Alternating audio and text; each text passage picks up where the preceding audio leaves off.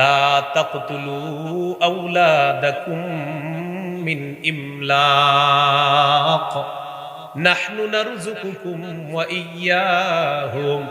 তোমরা তোমাদের সন্তানদেরকে দারিদ্রতার ভয়ে হত্যা করো না। সন্তান দারিদ্রতার ভয়ে হত্যা করা যাবে না। নাহনু নারযুকুকুম, অভিভাবক আমি তোমাদেরকে রিজিক দেই, ওয়া ইয়্যাহুম, তোমাদের সন্তানদেরকেও আমি রিজিক দিই। সহিহ বুখারীর বর্ণনা, 6861 নম্বর হাদিসের বর্ণনা। আন আব্দুল্লাহ ইবনে মাসউদ রাদিয়াল্লাহু তাআলা আনহু قال قال رجل يا رسول الله اي الذنب اكبر عند الله। এক ব্যক্তি প্রশ্ন করলেন, আল্লাহর কাছে সবচেয়ে বড় পাপ কোনটি? ওগো আল্লাহর রাসূল, আপনার কাছে জানতে চাই। فقال رسول الله صلى الله عليه وسلم, নবীজি বললেন, আনতাদউ লিল্লাহি নিদ্দান ওয়া হুয়া খালাকাকা। আল্লাহ তাআলা তোমাকে সৃষ্টি করেছেন, এই আল্লাহর সাথে কোন সমকক্ষ নির্ধারণ করা সবচেয়ে বড় পাপ।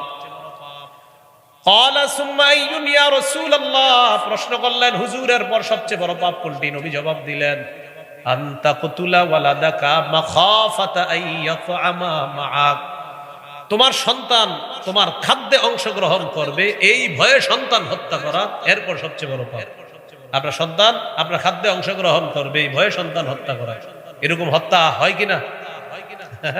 হয়তো এক সন্তান হয়েছে আর 10 বছর সন্তান হয় না। কেন হয় না? কে খাওয়াবে? এই কারণে সন্তান হচ্ছে না।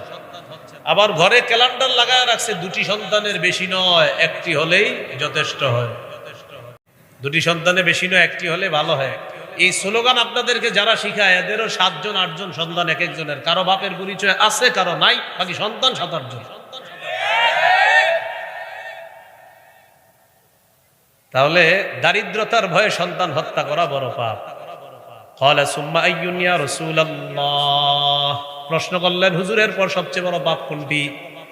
নবীজি বললেন, আনতুজানি বিহালিলাতি জারিকা, তুমি তোমার প্রতিবেশীর স্ত্রীর সাথে ব্যভিচারে লিপ্ত হওয়া, এরপর সবচেয়ে বড় পাপ। আল্লাহ আমাদেরকে হেফাজত করেন। তাহলে সন্তান হত্যা করা যাবে না দারিদ্রতার ভয়ে, এটা হলো 3 নম্বর উপদেশ। 4, ওয়ালা তাকরাবুল ফাওয়াহিশা মা যাহারা মিনহা ওয়া মা বাতান, প্রকাশ্য অশ্লীলতার কাছে যেও না, গোপন অশ্লীলতার কাছে যেও না। অন্য আয়াতে আল্লাহ বলেন, ওয়াদারু যাহিরাল ইসমি ওয়া বাতিনা, তোমরা প্রকাশ্য পাপ ছেড়ে দাও, গোপন পাপ তোমরা ছেড়ে দাও। জিনা করা এটা একটা অশ্লীল কাজ। সূরা বানী ইসরাঈলের 32 নম্বর আয়াতে আল্লাহ বলেন, ওয়ালা তাকরাবুজ জিনা ইন্নাহু কানা ফাহিশা, তোমরা জিনার কাছেও যেও না, জিনা অশ্লীল কাজ। দেখেন আল্লাহ এখানে বলেন নাই জিনা করবা না, বলছে জিনার কাছে যেও না। জিনার কাছে যেও না মানে মায়ুকাররিবু ইলা জিনা, যা জিনার নিকটবর্তী করে দেয় এমন কাজের কাছেও যাওয়া যাবে না। সহিহ বুখারীর বর্ণনা, 6612 নম্বর হাদিস। ক্বালা রাসূলুল্লাহ সাল্লাল্লাহু আলাইহি ওয়াসাল্লাম, ইন্নাল্লাহা কাতাবা আলা ইবনি আদম হাজ্জাহু মিনাজ জিনা আদরাকা যালিকা লা মাহালা, আল্লাহ তাআলা আদম সন্তানের উপর জিনার পরীক্ষা অবধারিত করে দিয়েছেন। এই পরীক্ষায় সবাই পড়বে। ফাজিনাল আইনি আন-নাজরু, চোখের জিনা হলো দেখা। ওয়া জিনাল লিসান আল মানতিক, মুখের জিনা হলো কথা বলা। ওয়া নাফসুহু তামান্না ওয়া তাশতাহি, অন্তর কল্পনা করে, এটা হলো অন্তরের জিনা। ফোনে কল আসছে, অপরিচিতা এক কণ্ঠের ফোন আসছে আপনার। এখন এই ফোন পাওয়ার পর আপনি ভাবতেছেন কে ফোনটা দিল, মনের জিনা শুরু হয়ে গেছে। এবার কথা বলা শুরু করেছেন, জিহ্বার জিনা, কানের জিনা শুরু হলো। অনুভব করা শুরু করেছেন, কলবের জিনা। মোবাইলে SMS লিখতেছেন, খারাপ। এই যে হাতে টাচ করে SMS গুলা লিখতেছেন, অশ্লীল SMS, এটা হাতের জিনা করছেন। এরপরে আপনি তার সাথে দেখা করার জন্য একটা সময় নির্ধারণ করলেন, ঘর থেকে বের হয়ে আপনি হাঁটতে হাঁটতে রওনা করলেন। আপনার প্রথম কদম ফালানোর সাথে সাথেই পায়ের জিনা শুরু হয়ে গেল। তার কাছে গেলেন, আল্লাহ না করেন শরীরে স্পর্শ হলে হাতের জিনা। নবী শেষে বলেন, আল ফারজু ইউসাদ্দিকুহু যালিক, আও ইউকাজ্জিব, সর্বশেষ লজ্জাস্থান আসল জিনায় রূপদান করে, বলি নাউজুবিল্লাহ। এই জিনা অহরহর প্রতিটা ঘরে হচ্ছে। মা বাবা জানেও না তার সন্তান পাশের রুমে দরজা লাগিয়ে মোবাইলে কি করছে, এটা কোনো মা বাবা, এরা ভাবতেছে অঙ্ক ইংরেজি করতেছে, কিন্তু সে জানতেছে না তার সন্তান কি করতেছে। এই জন্য ওলামায়ে কেরাম কখনো কখনো ইলেকট্রনিক মিডিয়া নিয়ে বললে আপনারা যা করেন উল্টা এর বিরুদ্ধে লিখতে থাকেন। কেউ কি আপনার নিষেধ করছে চালাইতে?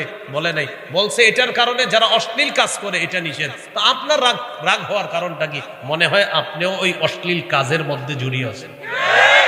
আপনি তো রাগ করার কথা না। আল্লাহ আমাদেরকে বুঝার তৌফিক দান করেন। তো এই জিনা, এগুলা অশ্লীলতা, প্রকাশ্য অশ্লীলতা। এখন আমাদের এই সমাজের মধ্যে প্রকাশ্যে অশ্লীলতা হয় কিভাবে? চা দোকান তো এখন টেলিভিশন ছাড়া হয় না। চা দোকান টেলিভিশন থাকবে না তো হবেই না। ওখানে টেলিভিশন চলবে, অশ্লীল সিনেমা চলবে, সবাই একসাথে মিলে মিশে দেখতেছে। এক তো গুনাহ করতেছে, আবার অপরকে সাক্ষী বানাইতেছে। দোস্ত আমি তোমার সাক্ষী, তুমি আমার সাক্ষী, এরকম সাক্ষী বানাইতেছে, গুনাহ করতেছে, প্রতিনিয়ত গুনাহ করতেছে। এটা প্রকাশ্য অশ্লীলতা। ঘরের মধ্যে দরজা লাগিয়ে আপনি ইলেকট্রনিক মিডিয়ার গুনাহ করতেছেন, সেটা গোপন অশ্লীলতা। তো প্রকাশ্য পাপ, গোপন পাপ, প্রকাশ্য অশ্লীলতা, গোপন অশ্লীলতার কাছে যাইতো আল্লাহ নিষেধ করেছেন। আল্লাহ হেফাজত করেন। পাপের পরিণাম তো অনেক ভয়ঙ্কর, দুনিয়াবি কিছু পরিণতিও আছে ভয়ঙ্কর। পাপ আল্লাহর লানত টেনে আনে। কার লানত? সহিহ বুখারীর বর্ণনা 6783 নম্বর হাদিস। এই হাদিসের মধ্যে আছে, قال رسول الله صلى الله عليه وسلم, নবীজি বলেন, লাআনাল্লাহু সারিকা ইয়াসরিকুল বাইদাতা, আল্লাহ তাআলা ওই চোরকে অভিশাপ দেয় যে চোর ডিম চুরি করে। কি চুরি করে? তাহলে ডিমের মা যে চুরি করে তার কি অবস্থা? ডিম চুরি করলে অভিশাপ, ডিমের মা চুরি করলে? ওয়াসরিকুল হাবলা, কেউ যদি রশি চুরি করে তার উপর আল্লাহর অভিশাপ। তাহলে রশি দিয়ে যেটা বাঁধা ছিল সেটা চুরি করলে কি হবে? গরু, হ্যাঁ, চুরি করতে গেছিল গরু, লয়েছে রশি, এটার উপরও অভিশাপ। গরুটা আর আনতে পারে নাই, গরু চুরি করলে কি অবস্থা হবে? তো পাপ আল্লাহ লানত টেনে আনে। আবু দাউদের হাদিস 3674 নম্বর হাদিস। এই হাদিসটা সবাই একটু মন দিন। قال رسول الله صلى الله عليه وسلم, لعن الله الخمر وشاربها وساقيها وبائعها ومبتاعها وعاصرها ومعتصرها وحاملها والمحمولة إليه. কত? নয়, না নয়, কত হলো? নয়। لعن الله